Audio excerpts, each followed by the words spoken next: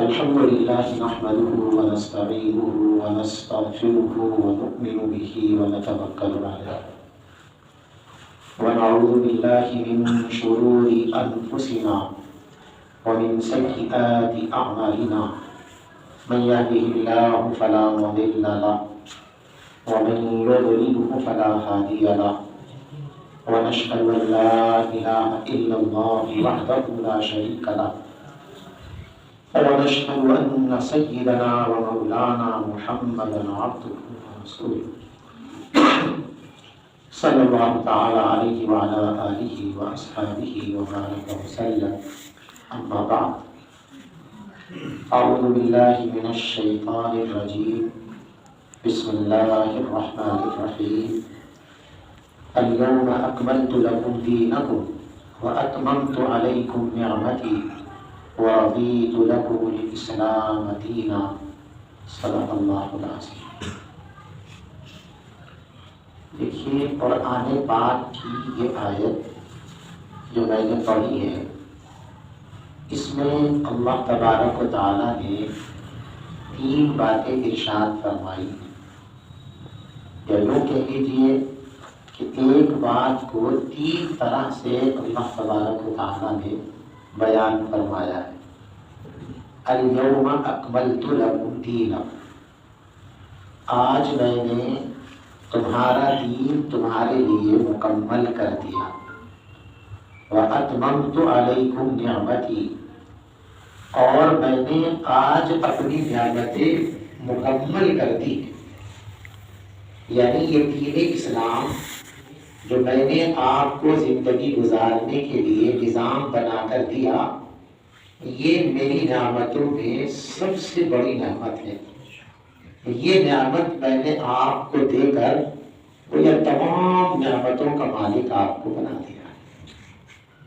وَرَضِيتُ لَكُمُ الْإِسْلَامَ دِينًا، اور میں نے تمہارے جینے کے لیے ایک طریقہ پسند کیا ہے، اور اس طریقے کا نام ہے اسلام۔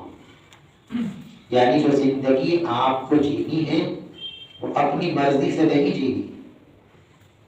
زندگی میں آپ کو کیا کرنا ہے کیا نہیں کرنا، یہ آپ طے نہیں کریں گے، یہ ہم نے طے کیا ہے۔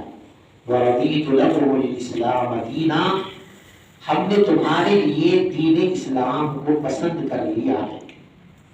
یعنی تمہارے جینے کے لیے جو طریقہ ہم نے طے کیا ہے وہ طریقہ ہے جو رسول پاک صلی اللہ علیہ وسلم تمہارے پاس لے کر کے آئے ہیں، اور اس طریقے کا نام ہم نے اسلام رکھ دیا ہے۔ اور یہ اسلام جو ہم نے آپ کو دیا ہے، بس یہی ایک مقبول ترین طریقہ ہے۔ اس کے علاوہ کوئی طریقہ زندگی گزارنے کے لیے ایسا نہیں ہے جس کو اللہ تبارک و تعالیٰ پسند کر لے یا اللہ تبارک و تعالیٰ قبول کر لے۔ کوئی بھی طریقہ اسلام کو چھوڑ کر اگر اللہ کے بندے اختیار کریں گے تو گھاٹے میں رہیں گے۔ وَمَنْ يَبْتَغِ غَيْرَ الْإِسْلَامِ دِينًا فَلَنْ يُقْبَلَ مِنْهُ، جو شخص بھی اسلام کے علاوہ کسی اور طریقے زندگی کو پسند کرے گا، ہرگز یہ بات اللہ کے یہاں قبول نہیں کی جائے گی۔ وَهُوَ فِي الْآخِرَةِ مِنَ الْخَاسِرِينَ، اور ایسا شخص دنیا میں بھی نقصان اٹھائے گا اور آخرت میں مکمل ٹوٹے اور خسارے کے اندر مبتلا اس کو رہے گا۔ تو ہماری زندگی کے لیے ایک ہی طریقہ ہے، وہ ہے اسلام، اور یہ اللہ کی نعمتوں میں سب سے بڑی نعمت ہے۔ لیکن ہماری طرف سے کوتاہی کہیں یا ظلم کہیں یا ناسمجھی کہیں، حقیقت یہ ہے کہ ہم نے اسلام کو صحیح طور پر سمجھنے کی کوشش نہیں کی ہے۔ ہم نے یہ جاننے کے لیے محنت اور کوشش نہیں کی ہے کہ اسلام کیا ہے اور اس کا دائرہ کہاں تک ہے۔ بس جو لوگ دیندار کہلاتے ہیں ان کی نظر بھی یہاں تک ہے کہ نماز پڑھ لی جائے، روزہ رکھ لیا جائے، زکوٰۃ دے دی جائے، موقع لگے تو حج کا فریضہ ادا کر لیا تھا. بس اس حد تک ہم سمجھتے ہیں کہ یہ دین ہے. اور یہ مسلمانوں کی سب سے بڑی بھول ہے جس کی وجہ سے مسلمان دنیا میں بھی پریشان ہے اور آخرت بھی خطرے کا شکار ہے. یہ بنیادی غلطی اور بنیادی بھول ہے کہ جو نعمت اللہ نے ہم کو دی اور سب سے بڑی نعمت بتا کر کے دی، ہم اس نعمت سے مکمل فائدہ اٹھاتے، ہم نے اس نعمت کو پورے طور پر سمجھنے کی بھی کوشش نہیں کی. اور جب پورا اسلام سمجھے ہی نہیں تو اسلام سے پورا فائدہ کیسے اٹھا لیں گے آپ؟ کسی چیز کو برتنے کے لیے، اس سے فائدہ اٹھانے کے لیے اس چیز کی حقیقت کو جاننا ضروری ہے، اس کو استعمال کرنے کا طریقہ جاننا ضروری ہے. کوئی چیز ہمارے پاس ہے، ہم جانتے ہی نہیں ہے کیا، اس کا فائدہ کیا ہے، اس کو استعمال کرنے کا طریقہ کیا ہے، تو وہ چیز ہمارے پاس رکھی رہے گی لیکن ہم اس سے کوئی فائدہ حاصل نہیں کر سکتے. اسلام سے مکمل فائدہ دنیا اور آخرت کا اٹھانے کے لیے ضروری ہے کہ ہم اسلام کو سمجھیں، اسلام کو جانیں اور اسلام کو مکمل طور پر پہچانیں کہ اسلام کیا ہے. نماز، روزہ، حج، زکوٰۃ، یہ چیزیں اسلام میں بہت اہم درجہ رکھنے والی ہیں. حتیٰ کہ رسول پاک صلی اللہ علیہ وسلم نے ان کو دین کی بنیاد قرار دیا. یہ دین کی بنیاد ہے. بنی الاسلام علی خمس، شہادت ان لا الہ الا اللہ وان محمد رسول اللہ واقام الصلاۃ وایتاء الزکاۃ وصوم رمضان وحج البیت من استطاع الیہ سبیلا. یہ 5 چیزیں اسلام کی بنیاد ہیں. لیکن خالص بنیاد آپ بھر دیں بلڈنگ بن جائے گی. بنیاد بننے کے بعد بہت کچھ آگے کرنا ہوتا ہے اور بہت کچھ کرنے کے بعد تب یہ کہا جاتا ہے کہ عمارت بن گئی ہے، بلڈنگ بن گئی ہے، مکان بن گیا ہے. بنیاد تو عام طور سے نظر بھی نہیں آتی، وہ تو زمین کے اندر چھپ جاتی ہے. بنیاد کے بعد بہت کچھ کرنے کے بعد تب عمارت کا وجود ہوتا ہے. تو یہ 5 اعمال تو اسلام کی بنیاد ہے. صرف ان بنیادوں کو کرنے کے بعد آپ یہ خوش فہمی میں مبتلا ہو جائیں کہ ہم پورے مسلمان ہیں، پکے مسلمان ہیں، ہم نے اسلام کو پورے طور پر فالو کر لیا، ہم نے اسلام سے پورا فائدہ اٹھا لیا. ایسا سوچنا ناسمجھی کی بات ہے. اسلام کا دائرہ بہت وسیع ہے، بہت وسیع ہے. انسان کی زندگی کی وسعتیں جہاں تک ہیں، انسان کی ضرورت کی حدیں جہاں تک پہنچتی ہیں، اسلام کی حدیں بھی وہیں تک پھیلی ہوئی ہیں. جب اللہ نے اس کو زندگی گزارنے کا طریقہ بتایا ہے تو اس کا مطلب یہ ہے کہ اسلام پوری زندگی کو محیط ہے، پوری زندگی کو اپنے اندر گھیرے ہوئے ہے. کوئی ایک کام بھی آپ کی زندگی کا ایسا نہیں ہو سکتا جہاں آپ کو اسلام سے رہنمائی نہ ملے، جہاں آپ کو اسلامی تعلیمات کی پاسداری نہ کرنی پڑے. ہر جگہ اسلام آپ کے ساتھ کھڑا ہوا ہے، ہر جگہ اسلام آپ کی مدد کے لیے تیار ہے، ہر جگہ اسلام سے آپ کو سہارا حاصل کرنا چاہیے، تبھی آپ اسلام کا صحیح فائدہ اٹھا سکتے ہیں. اسلام کے جو احکام ہمارے لیے ہیں ان میں ایک حکم یہ بھی ہے کہ آپ اسلامی شناخت کی حفاظت کریں. یہ بھی اسلام کا ایک بنیادی مطالبہ ہے. آپ اپنا نام مسلمان رکھنے کے بعد جس انداز پر چاہیں رہیں، جس حیثیت میں رہیں، جس حیثیت میں رہیں، اس کی اجازت نہیں دی جا سکتی. اسلام کے احکام میں سے بنیادی حکم یہ ہے کہ تمہاری شناخت اسلامی ہو. تم جہاں بھی ہو تمہیں دیکھ کر ہر آدمی بغیر تعارف کے، بغیر بتلائے ہوئے یہ جان لے اور سمجھ لے کہ یہ بندہ مسلمان ہے، اس بندے کا تعلق اسلام سے ہے، یہ اسلام کا خادم ہے، یہ اسلام کا ماننے والا ہے. یہ کوئی معمولی چیز نہیں. اللہ تبارک و تعالیٰ نے قرآن پاک میں اس چیز کا حکم دیا. دیکھیے 24ویں پارے میں ایک آیت ہے، اللہ تبارک و تعالیٰ وہاں اچھے کاموں کو بتا رہا ہے کہ اچھے کام کیا ہیں. فرمایا وَمَنْ أَحْسَنُ قَوْلًا مِّمَّنْ دَعَا إِلَى اللَّهِ، فرمایا اس سے بہترین کوئی آدمی نہیں ہو سکتا جو اللہ کے بندوں کو اللہ سے بلانے کی کوشش کرے، اللہ کے بندوں کو اللہ کی طرف لانے کی محنت کرے، لوگوں کو ان کاموں پر آمادہ کرے اور ابھارے جو کام اسے اللہ سے بلا دے، اللہ کی محبت اور تعلق اس کو پیدا کرا دے. تو وَمَنْ أَحْسَنُ قَوْلًا مِّمَّنْ دَعَا إِلَى اللَّهِ، اس شخص سے بہتر بات کسی کی ہو ہی نہیں سکتی جو اللہ کے بندوں کو اللہ کی طرف بلاتا. وَعَمِلَ صَالِحًا، اور وہ آدمی نیک کام بھی کرتا ہو، اسلام کے تقاضوں کو پورا کرتا ہو، نماز، روزہ، زکات، حج یہ کام کرتا ہو. تو یہ دو کام بتائے کہ سب سے بہترین شخص ہے وہ جو لوگوں کو اللہ کی طرف بلائے اور خود اچھے اعمال میں مصروف ہو. اس کے بعد ایک تیسری بات بتائی، وَقَالَ إِنَّنِي مِنَ الْمُسْلِمِينَ، اور وہ لوگوں سے یہ کہے کہ میں مسلمان ہوں. اب آپ ذرا یہاں سوچیے، ایک آدمی یوں کہہ رہا ہے کہ بھائی چلو نماز کے لیے چلو، اللہ کی بات سننے کے لیے چلو، اللہ کا قرآن پڑھنے کے لیے چلو، اللہ کا ذکر کرنے کے لیے چلو، اور مسجد میں آ کے نماز پڑھ رہا ہے، روزہ رکھ رہا ہے، ذکر کر رہا ہے، تو لوگ اسے مسلمان سمجھتے کہ نہیں سمجھتے؟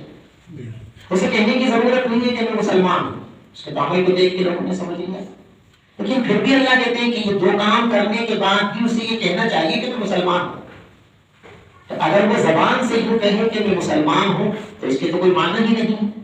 اس لیے کہ زبان سے جس چیز کی وہ خبر دینا چاہتا ہے وہ خبر تو لوگوں کو اس کے عمل سے مل چکی ہے. کہ اننی من المسلمین کہنے کا کیا فائدہ ہے؟ دراصل آیت کریمہ کا مطلب یہ ہے کہ وہ زبان حال سے کہے کہ میں مسلمان ہوں، یعنی اپنا حلیہ، اپنی شناخت، اپنا کردار ایسا بنا لے کہ اس کو دیکھ کر لوگ یہ محسوس کریں کہ یہ مسلمان ہے. وقال اننی من المسلمین، یعنی اس کو اپنی اسلامی شناخت کو محفوظ رکھنا چاہیے اور اپنی اسلامی حالت کا اس کو مکمل طور پر خیال رکھنا چاہیے. آج دیکھیں آپ دنیا میں کسی بھی بستی کے اندر چلے جائیے، آپ کی کوئی وقار نہیں، کوئی حیثیت نہیں. کیوں؟ اس کی بنیادی وجہ یہ ہے کہ جب کسی چیز کی شناخت مٹا دی جائے تو اس کی قدر و قیمت باقی نہیں ہے. دنیا کا ہر برانڈ، دنیا کا ہر پروڈکشن اپنی شناخت کے ساتھ بازار میں آتا ہے. اس کا لیبل ہوتا ہے، اس کی جو ہے پیکنگ ہوتی ہے، ایک اس کا حلیہ ہوتا ہے، اس کی پہچان، اس کی شناخت ہوتی ہے. آپ اس بہترین برانڈ کو، بہترین پروڈکٹ کو اس کے اس حلیے سے علیحدہ کر دو اور پھر اسے آپ مارکیٹ میں پیش کیجیے. کوئی قبول کرنے کے لیے تیار ہوگا؟ کوئی نہیں قبول کرے گا. وہی چیز اپنی شناخت کے ساتھ مارکیٹ میں اپنی پوری قیمت کے ساتھ چلتی ہے آگے کو، اور اسی کی شناخت اگر ہٹا دی جائے تو اس کی قدر و قیمت اور مانگ باقی نہیں ہوتی، کوئی اس کو لینے کو تیار نہیں ہوتا. ہے نا یہ حقیقت؟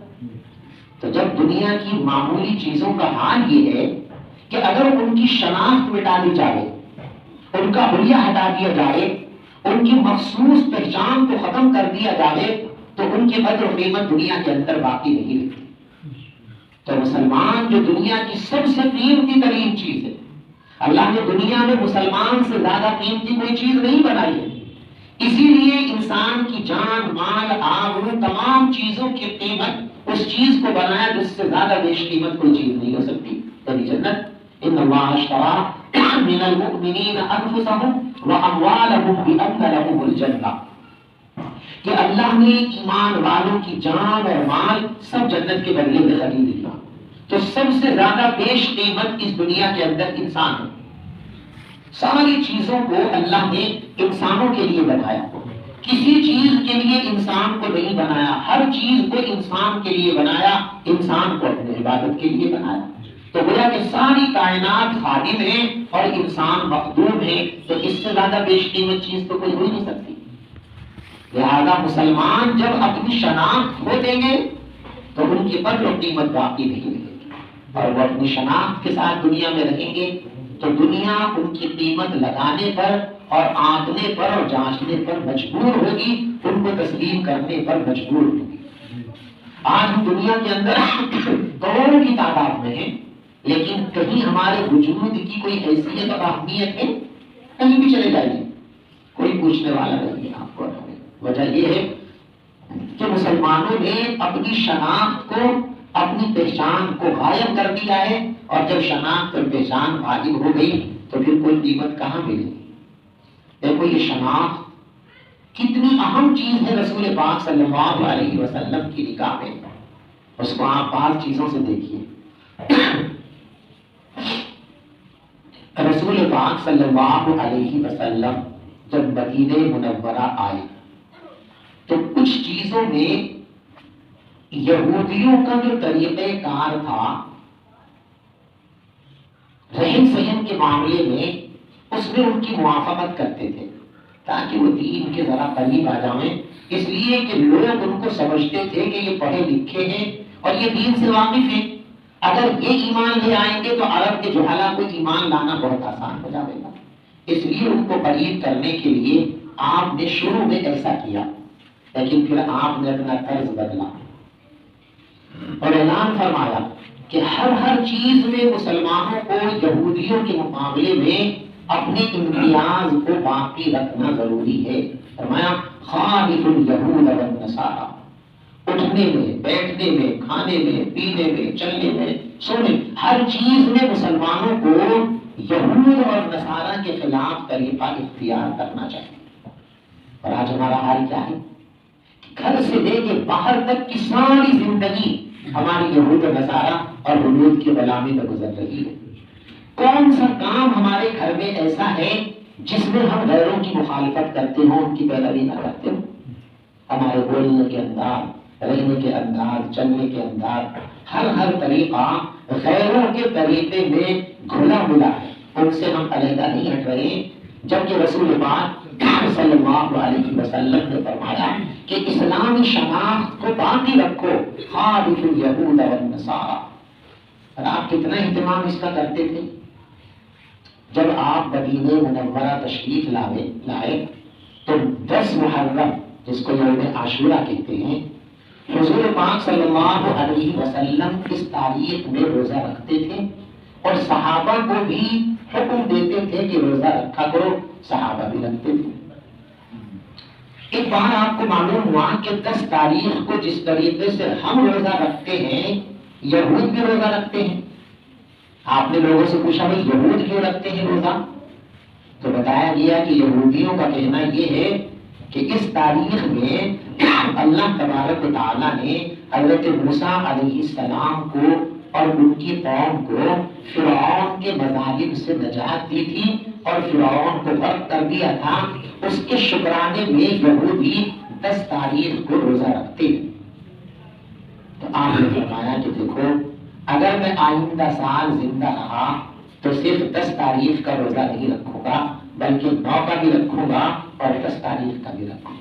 یعنی آپ نے نیکی اور عبادت میں بھی ان کے ساتھ ملنا جلنا اور ان جیسی شکل صورت پر ہیئت کو اختیار کرنا یہ پسند نہیں فرمایا، وہاں بھی امتیاز کیا کہ یہ ایک رکھتے ہیں تو ہم اپنے آپ کو ان سے ممتاز کرنے کے لیے، اپنی علیحدہ شناخت پہچان دکھانے کے لیے کہ ہم یہ اور ہم ایک نہیں ہیں مذہبی اعتبار سے، ہمارے دائرے علیحدہ علیحدہ ہیں۔ تو آپ نے کہا یہ ایک رکھتے ہیں تو میں آئندہ سال سے 2 روزے رکھوں گا تاکہ ان کے اور ہمارے درمیان امتیاز پیدا ہو اور اسلام کی اور مسلمانوں کی علیحدہ ایک شناخت اور پہچان ہو۔ تو اس سے معلوم ہوا کہ رسول پاک صلی اللہ علیہ وسلم مسلمانوں کی شناخت کو اور ان کی پہچان کو کتنی اہمیت دیا کرتے تھے۔ آپ نے دیکھا کہ یہودی مانگ نہیں نکالتے، یہ ایک معمولی سی چیز ہے، مانگ نکالنا اور نہ نکالنا یہ کوئی نماز روزے کی طرح دینی احکام میں نہیں ہے، معمولی سی چیز ہے۔ لیکن جب آپ نے دیکھا کہ یہود مانگ نہیں نکالتے ہیں تو آپ نے مانگ نکالنے کا اہتمام کیا اور اپنے صحابہ کو حکم دیا کہ تم اپنے سروں میں مانگ نکالا کرو تاکہ یہودیوں میں اور تمہارے درمیان امتیاز باقی رہے، ایک دوسرے کی شناخت خلط ملط ہو کر یہ ایک دوسرے میں کھل مل نہ جائیں، بلکہ ان کی پہچان علیحدہ ہونی چاہیے کہ کون مسلمان ہے اور کون مسلمان نہیں ہے۔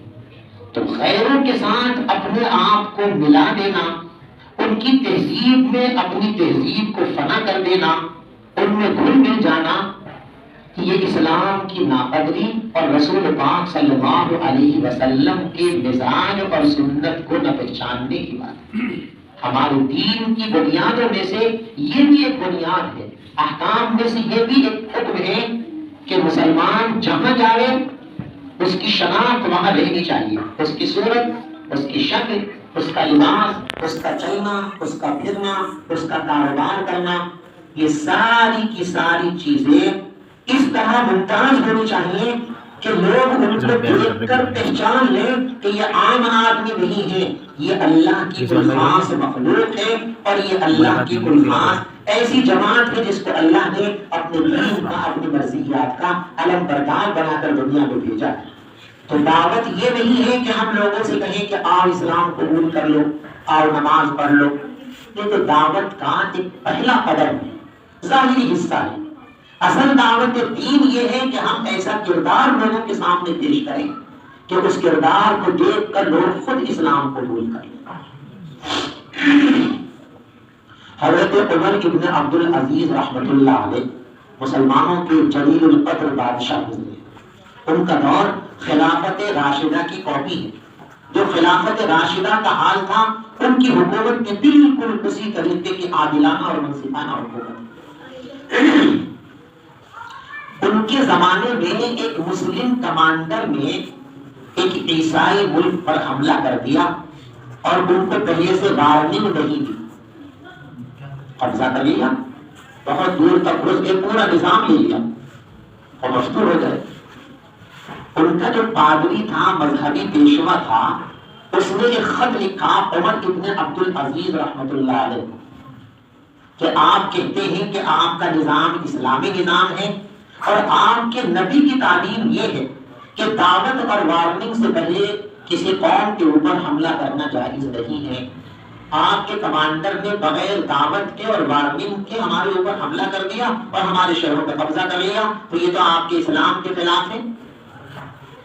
تو وہ قاصد آیا اور لوگوں سے پوچھا کہ بھئی آپ کے جو خلیفہ ہیں، مسلمانوں کے بادشاہ ہیں، ان سے ملنا ہے، کہاں ہے وہ؟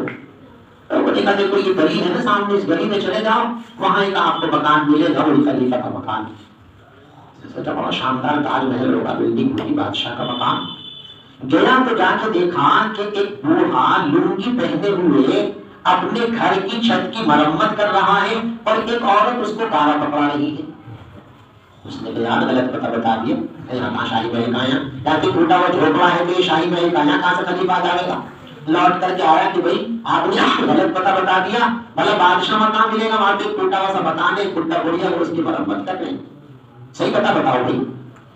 کبھی صحیح پتہ ہے، اسی گلی میں ہمارے بادشاہ رہتے ہیں، وہی ان کا مکان ہے۔ بیچارہ پھر واپس گیا اور چنا چاہتے ہوئے بھی اسی ٹوٹے ہوئے مکان کی کنڈی بجا دی۔ وہی بوڑھا جس کو دیکھا تھا تھوڑی دیر پہلے مرمت کرتے ہوئے باہر نکلے، کہا مجھے خلیفۃ المسلمین سے ملنا ہے، بتائیے کیا بات ہے، میں ہی مسلمانوں کا قاضی۔ اس نے اپنے پادری کا خط دیا، انہوں نے پڑھا اور اسی کی پشت پر 2 جملے لکھ دیے اس علاقے کے گورنر کے نام کہ فوراً عدالت قائم کی جائے اور عیسائیوں کے اس مقدمے کی سماعت کی جائے۔ کل لے جاؤ، کچھ بھی نہیں ہوا، نہ دیکھا کوئی کاغذ کے پرچے پر پتہ نہیں کیا لکھ دیا، اس سے کیا مسئلہ حل ہوگا۔ لے گیا پادری کو دیا جا کر، وہ بھی مایوس کہ بتاؤ کوئی بڑی امیدوں کے ساتھ بھیجا تھا، اب یہ لکھ دی 2 لائنیں، ان سے کیا ہو رہا، لیکن پھر بھی وہی ہے تو چلو آپ کی کوشش تو کرتے ہیں۔ گورنر کو جا کر وہ خط دکھایا، کانپنے لگا، فوراً قاضی کو طلب کیا، عدالت لگائی گئی اور عیسائیوں کے اس پیشوا کو کہا گیا کہ آپ اپنا مقدمہ پیش کریں۔ اس نے کہا جی نہ ہمیں کوئی وارننگ دی تھی، نہ کوئی دعوت دی تھی، اچانک یہ لگاڑ کے ہم پر قبضہ کر لیا۔ قاضی نے جج نے مسلم کمانڈر کو بلایا کہ جو شکایت تمہاری ہو رہی ہے کیا صحیح ہے؟ یہ بتائیے، اتنا شاندار ملک تھا، ہمارے دشمنوں کا ملک تھا، موقع ملا تو ہمیں قبضہ کر لینا چاہیے تھا۔ اس کا مطلب یہ ہے کہ تم ان کے دعوے کو تسلیم کر رہے ہو کہ واقعہ تم نے اسلامی شرائط کی پابندی نہیں کی۔ فوراً حکم جاری کیا کہ پہلی فرصت میں اس ملک کو خالی کر دیا جائے، تمام مسلمان فوجیں یہاں سے نکل جائیں۔ آرڈر ہونا تھا اور ذرا سی دیر میں دیکھا گیا کہ لوگ اپنے سامان کو اٹھا کر اپنی سواریوں پر رکھ کر نکلے جا رہے ہیں، گھر کو بیمار ہو۔ تھوڑی دیر کے بعد انہوں نے دیکھا کہ عجیب نظام ہے، ہمارے ملک پر قبضہ کر لینے کے بعد اتنی آسانی کے ساتھ سب کچھ چھوڑ کے چلے جائیں گے لوگ۔ اور پھر ان لوگوں نے جو وہاں کی رعایت تھی اپنے مذہبی پیشواؤں سے کہا کہ ہم اب اس ملک کے اندر ان لوگوں کے بغیر نہیں رہ سکتے، یا تو انہیں بلائیے یا پھر ہم بھی یہاں سے رخصت ہو جائیں گے، چلے جائیں گے۔ اس عیسائیوں کے بڑے بڑے پادری اور بڑے بڑے زعما نکلے اور وہاں پہنچے اور ان سے خوشامد کی کہ خدا کے لیے آپ ہمارے ملک میں آ جائیے، اور یہ دین جس نے آپ کو اتنا انصاف پرور بنا دیا ہے، خدا کے لیے اس دین میں آپ ہمیں داخل کر لیجیے۔ یہ ہے دین کی دعوت، ممن دعا الی اللہ، جو اللہ کی طرف لوگوں کو بلائے اور اپنے کردار سے یہ اعلان کرے کہ اے لوگوں مجھے دیکھو، میں مسلمان ہوں، مجھے سمجھو تو اسلام سمجھ میں آ جائے گا، اسلام کو دیکھنا چاہتے ہو تو مجھے دیکھ لو، مجھے جس طرف سے بھی تم دیکھو گے اسی طرف سے اسلام کی جھلکیاں اور اسلام کی صورت اور نورانیت تم کو نظر آئے۔ تو مسلمانوں کے لیے ضروری ہے کہ اپنا کردار، اپنی شناخت کی حفاظت کریں جو آج ہم نے کھو دیا، اور آج ہمارے مسلمان اس کو ترقی سمجھ رہے ہیں، روشن خیالی سمجھ رہے ہیں کہ اپنی تہذیب کا دامن چھوڑ کر دوسروں کی تہذیب کا طوق اپنے گلے کے اندر ڈال لیں، جس کو روشن خیالی سمجھتے ہیں، اس کو ترقی سمجھتے ہیں، اور اس کو سیکولرزم کہتے ہیں۔ سیکولر ہونے کا ہرگز یہ مطلب نہیں ہے کہ آپ اپنی تہذیب اور تمدن سے ہاتھ دھو لیں۔ سیکولر ہونے کا مطلب یہ ہے کہ آپ کسی کی تہذیب، تمدن اور تدین کے اندر ٹانگ نہ اڑائیں۔ جس کی جو تہذیب ہے، جس کا جو مذہب ہے، وہ اس پر چلے، آپ اپنے مذہب پر چلیں، آپ اپنی تہذیب پر رہیں، آپ اپنی شناخت کو باقی رکھ کر جیئیں، یہ مطلب ہے سیکولر ہونے کا۔ لیکن ہمارے لوگوں نے سیکولر ہونے کا مطلب یہ سمجھ لیا کہ اپنی تہذیب کو چھوڑ کر دوسروں کی تہذیب کا طوق اپنے گلے میں ڈالو تو ہم سیکولر ہو گئے، ترقی یافتہ ہو گئے۔ یہ معکوس ترقی ہے، یعنی یہ ترقی نیچے آپ کو لے جانے والی ہے، اوپر لے جانے والی نہیں ہے۔ جتنا شناخت کو مٹاؤ گے اتنا دنیا میں تمہاری قیمت کم ہوتی چلی جائے گی۔ مسلمانوں کی ناقدری کی وجہ یہ ہے کہ مسلمان جو ہے اپنی شناخت اور اپنی تہذیب کو بھول گیا۔ ابھی آپ دیکھیے کل جو گزری ہے، کل یہ کل جو ہے ہمارے ملک میں بسنے والے جو دیگر لوگ ہیں ان کے مذہب کے اعتبار سے کل کا دن ایک خصوصیت رکھتا ہے۔ وہ اس دن کے اندر اپنے ایک تہوار کی تاریخ متعین کرتے ہیں اور اس کو وہ بسنت کہتے ہیں، آپ میں سے بہت سے لوگ جانتے ہیں۔ اور کسی زمانے میں ان کا یہ مشغلہ تھا کہ وہ اس دن خوشیاں منانے کے لیے پتنگیں اڑاتے تھے۔ آپ ہر گاؤں میں، ہر شہر میں اور قصبے میں کل آپ نے دیکھا ہوگا، سنا ہوگا کہ مسلمان نوجوانوں کی اکثریت پتنگ اڑانے میں مشغول تھی۔ دوسروں کا دین، دوسروں کی تہذیب وہ آپ اپنے گھروں میں لا کر کے اور اپنی زندگی میں اس کو لا کر کے اپنی جان اور مال، آبرو سب کچھ داؤ پر لگا رہے ہو، اور پھر یہ سمجھتے ہو کہ لوگ آپ کے مسلمان ہونے کی قدر کریں۔ جب تمہیں اپنے اسلام کی قدر نہیں ہے تو دوسرے لوگ تمہارے اسلام کی قدر کیوں کریں گے؟ جو خود اپنی عزت کرنا جانتا ہے، زمانہ اس کی عزت کرنے پر مجبور ہوتا ہے، اور جو خود اپنی عزت کرنا نہیں جانتا، زمانہ اس کی عزت نہیں کرتا، زمانہ اسے ٹھوکر مارتا ہے۔ تو عزت اپنی کرنا سیکھو تو زمانہ عزت کرے گا، اپنی قیمت خود سمجھو تو زمانہ تمہاری قیمت کو سمجھے گا، اور تم خود اپنی قیمت کو نہیں سمجھتے ہو تو زمانہ تمہاری قیمت کو سمجھے گا۔ ٹوپی ہم نہیں اوڑھتے، داڑھیاں ہم نہیں رکھتے، سلاح کا لباس ہمارا نہیں ہے، اسلام کے مطابق ہمارے چہروں پر داغیاں نہیں ہیں.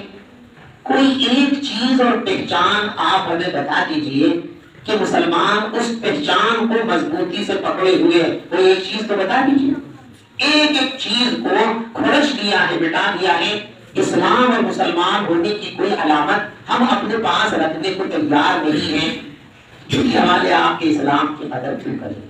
جو مال آپ کے نزدیک قابل قبول نہیں ہے, لوگ اس کے خریدار کیوں کریں؟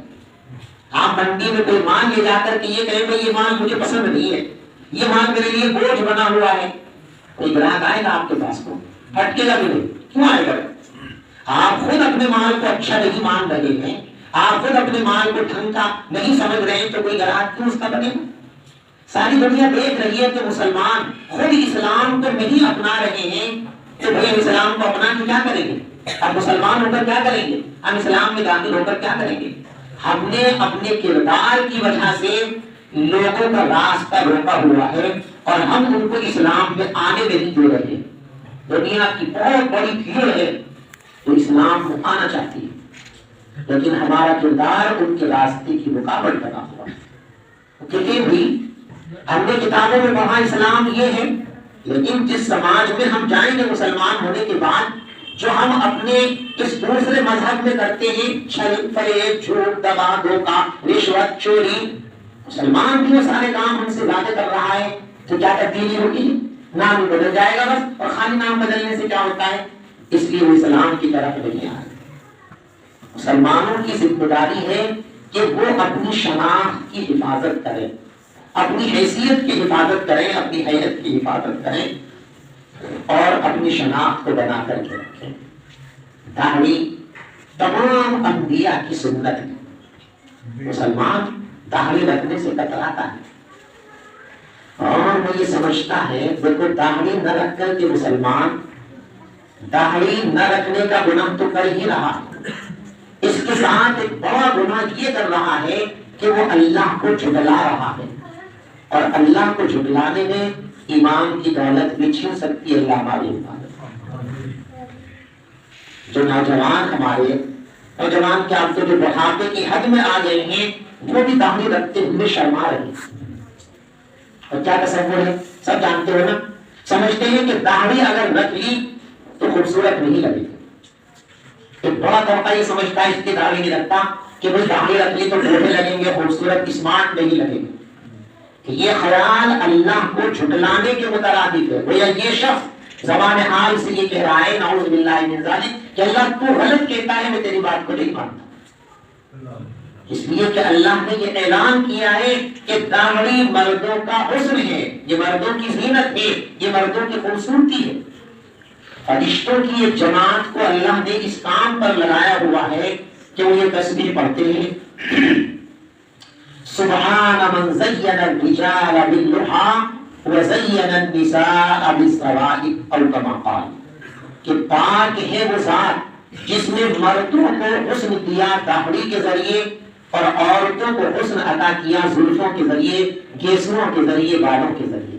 تو اللہ کہتا ہے کہ مرد کی خوبصورتی داڑھی میں ہے, اور کوئی نوجوان, کوئی بوڑھا, کوئی مسلمان اپنے کو کہنے والا وہ یہ سوچتا ہے کہ داڑھی رکھنے کے بعد میں خوبصورت نہیں لگوں گا, میں اسمارٹ نہیں لگوں گا, میں اچھا نہیں لگوں گا. تو بتاؤ وہ اللہ کی بات کو غلط قرار دے رہا کہ نہیں دے رہا؟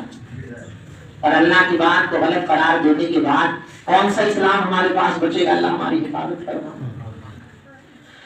بہت سے لوگوں سے پوچھتے ہیں بھائی داڑھی, کہ بس ہمارا کاروبار میرا اسی جگہ ہے, ہمیں پتہ نہیں کہاں کہاں جانا پڑتا ہے, تو داڑھی رکھ لیں گے تو وہ کاروبار متاثر ہو جائے گا. یہ کہہ کر تم قرآن کا انکار کر رہے ہو. اس کا قرآن کا, اور قرآن کا انکار کرنے والا کس درجے کا مسلمان ہوگا آپ خود فیصلہ کر لیجیے. آپ یہ سمجھ رہے ہو, دعویٰ کر رہے ہو کہ تمہاری روزی تمہارا کاروبار تم کو دے گا, جبکہ اللہ نے صاف کہہ دیا ان اللہ هو الرزاق ذو القوة المتین وما من دابة في الارض الا علی اللہ رزقها. ہر جاندار کی روزی ہم نے اپنے ذمہ لے رکھی ہے اور ہم سمجھ رہے ہیں کہ ہمارا کاروبار ہمیں روزی دے گا. تو داڑھی کو, دینداری کو ہم کاروبار میں رکاوٹ سمجھ رہے ہیں, جبکہ اللہ کہتے ہیں کہ ہم اپنے نیک بندوں کے لیے روزی کو آسان کرنے والے ہیں. روزی ہم سب کو دیتے ہیں, لیکن جس اطمینان اور سکون کی روزی ہم اپنے نیک بندوں کو دیتے ہیں، اللہ کے نافرمان بندوں کو وہ اطمینان اور وہ سکون ہو ہی نہیں سکتا، بظاہر چاہے وہ کتنے آپ کو عیش و آرام میں لگے، لیکن جو ایک نمازی دیندار کی روزی اور کاروبار میں اطمینان اور سکون اور برکت ہے، وہ اللہ کے بانی کی روزی کے اندر کبھی نہیں ہو سکتا۔ سامان ضرور بڑھ سکتا ہے، لیکن اطمینان پیدا ہو جاوے، سکون اور راحت پیدا ہو جاوے، برکت آ جاوے، اس کا سوال ہی پیدا نہیں ہوتا۔ تو ہم گویا داڑھی نہ رکھ کر اللہ کے غاضب ہونے کا انکار کر رہے ہیں، اور پھر بھی کہتے ہیں کہ ہم تو پکے مسلمان ہیں، جنت تو بنی ہمارے لیے۔ جنت اتنی سستی نہیں ہے بھائی۔ رسول اللہ فرماتے ہیں الا ان سلعۃ اللہ غالیہ، اے لوگوں اچھی طرح سمجھ لو اللہ کا سامان بڑا مہنگا ہے، بڑا مہنگا ہے، اور وہ سامان کیا ہے؟ الا ان سلعۃ اللہ الجنہ، وہ اللہ کا سامان جنت ہے، یوں ہی نہیں مل جائے گا۔ اللہ ناپیں گے، تولیں گے، جانچیں گے، پرکھیں گے، جب ایمان ہوگا تب جنت کا دروازہ کھلے گا۔ بخاری شریف میں روایت ہے، ایک مرتبہ رسول پاک صلی اللہ علیہ وسلم نے حضرت عمر سے فرمایا کہ عمر جاؤ اور سارے لوگوں کے درمیان یہ اعلان کرو لا يدخل الجنة الا المؤمنون، لا يدخل الجنة الا المؤمنون، جنت میں صرف ایمان والے داخل ہوں گے۔ جو اللہ کے رازق نہیں مان رہا ہے وہ مومن ہے، جو داڑھی کی وجہ سے روزی رکھنے کا خیال رکھ رہا ہے وہ مومن ہے، جو یہ سمجھتا ہے کہ داڑھی رکھنے سے میرا چہرہ اچھا نہیں لگے گا وہ مومن ہے۔ آپ بتائیے دنیا میں کسی کا چہرہ نبی پاک علیہ الصلوۃ والسلام سے زیادہ خوبصورت ہو سکتا ہے؟ اللہ نے خوبصورتی اور جمال کی انتہا کر دی ہے رسول پاک صلی اللہ علیہ وسلم کے چہرے انور پر۔ انسان کا چہرہ آخری حد تک جتنا خوبصورت بنایا جا سکتا تھا اس حد تک رسول پاک صلی اللہ علیہ وسلم کے چہرے کو خوبصورت بنا دیا گیا۔ اس سے زیادہ خوبصورتی کی گنجائش انسانیت کے اندر ممکن ہی نہیں ہے۔ کیا بغیر داڑھی کا چہرہ نعوذ باللہ من ذالک؟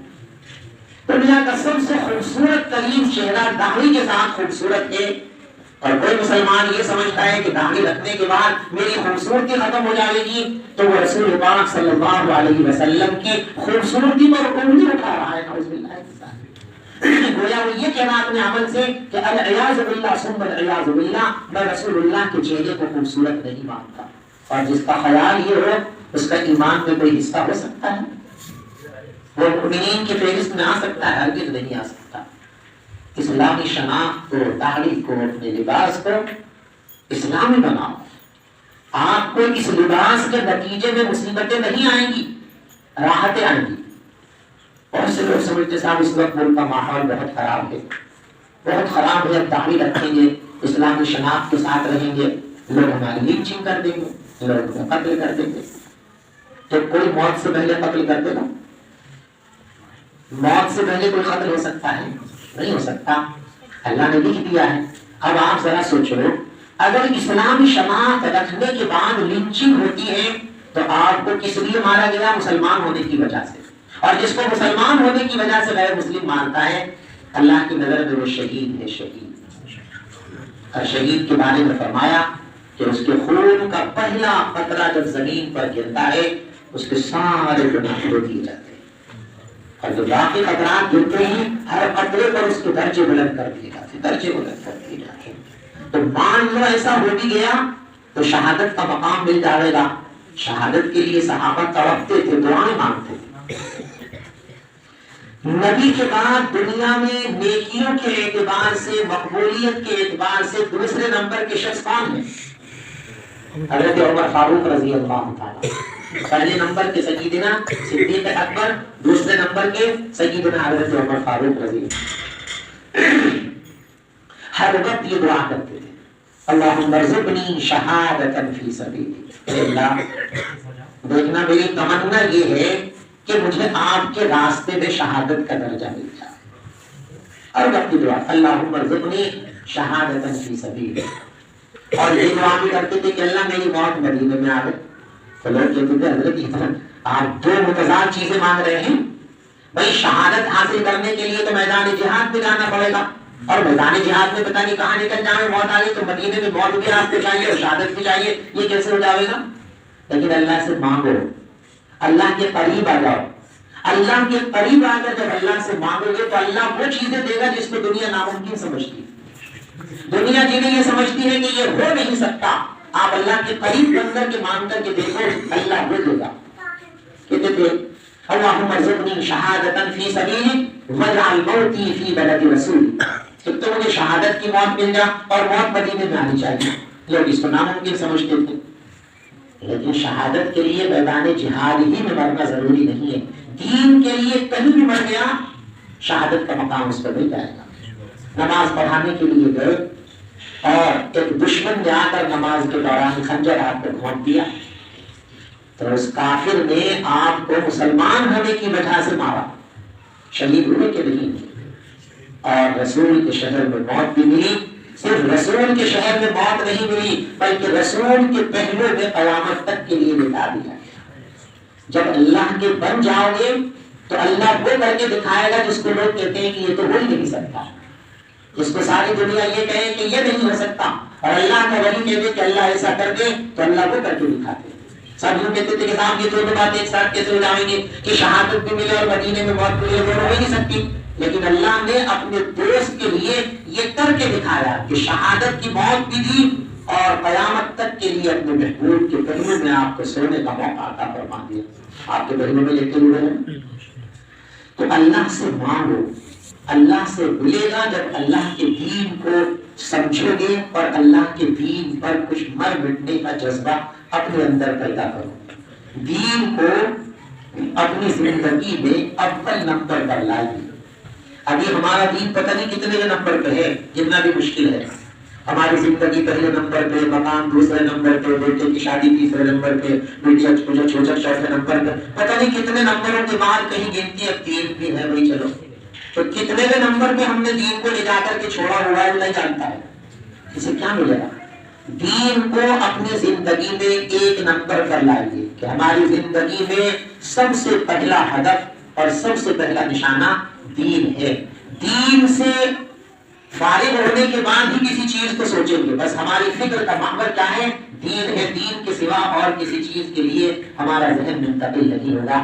پہلے نمبر پر آپ لائیے، آپ دین کو پہلے نمبر پر لے آئیے، اللہ کا وعدہ ہے کہ ساری دنیا میں ہم آپ کو پہلے نمبر پر لے آئیں، اور دین کو اگر پیچھے پھینکو گے تو اللہ کی دھمکی ہے کہ اتنا پیچھے پھینکیں گے، اتنا پیچھے پھینکیں گے کہ جہنم سے بڑے گرو گے، سیدھے جہنم ہی میں جا کے گرو گے۔ بخاری شریف میں روایت ہے کہ لوگ مسجدوں میں اگلی صف میں آتے ہوئے کتراتے ہیں، وہاں کے بیٹھ کے بالٹی مار کے بیٹھا ہو یہ سب چودھری صاحب نے بیٹھ جائے جب تک بجا گئے، اگلی صف خالی پڑی پیچھے بیٹھا آتے ہی اگلی صف میں۔ آقا نے فرمایا جب لوگ اس طرح اگلی صفوں کو چھوڑ کر پچھلی صفوں کی طرف بھاگنے لگیں گے تو اللہ ایسے لوگوں کو اٹھا کر اتنا پیچھے پھینکے گا کہ وہ جہنم میں جا گریں گے۔ اللہ سب کی حفاظت کرے۔ تو دین کو پیچھے رکھو گے اللہ آپ کو پیچھے چھوڑ دے گا، دین کو مقدم رکھو گے تو اللہ ساری دنیا میں آپ کو ایک نمبر پر لے آئے گا۔ اس لیے دین کو اپناؤ، دین کی شناخت اپنے اندر پیدا کرو۔ جب تک دین کی شناخت پیدا نہیں کرو گے دین کی قیمت نہ دنیا والے دے سکیں گے اور اللہ کی بارگاہ میں بھی دین کی پوری قیمت ملنا یہ دشوار ہو جائے گا۔ اس لیے دینی شناخت، اسلامی شناخت کو محفوظ رکھو، اپنا رنگ، اپنی تہذیب، اپنا تمدن اس کو زندہ کرو۔ دنیا میں وہی قومیں عزت پاتی ہیں جو اپنی تہذیب کی حفاظت کرتی ہیں، اور جو قومیں اپنی تہذیب کی حفاظت نہیں کرتی ان قوموں کی زندگی جانوروں سے کچھ زیادہ نہیں ہوتی ہے۔ اللہ ہم کو سمجھنے کی توفیق عطا فرمائے۔ آمین۔ وآخر دعوانا الحمد للہ رب العالمین۔